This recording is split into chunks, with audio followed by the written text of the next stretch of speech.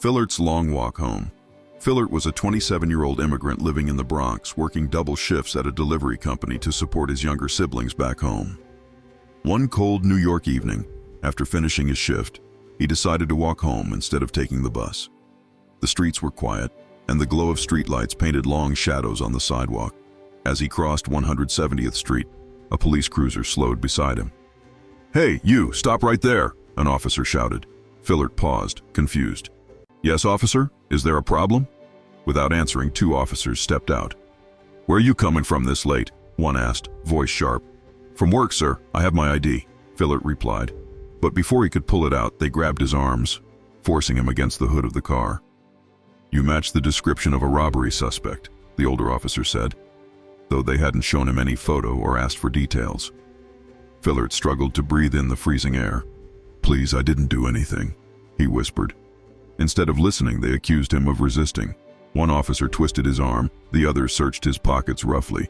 When they found nothing, frustration turned into anger. A baton struck his leg, and he gasped in pain as they shoved him into the back seat. Inside the car, Phillart kept saying, "Call my boss. He'll tell you I was working." But his words fell on deaf ears. They drove to the precinct, but just as they were about to pull in, a call came through the radio. "Suspect in custody, male, wearing a red hoodie." Phillart wore a gray uniform jacket with his company's logo. Silence filled the car. The officers exchanged nervous glances. They realized they had the wrong man.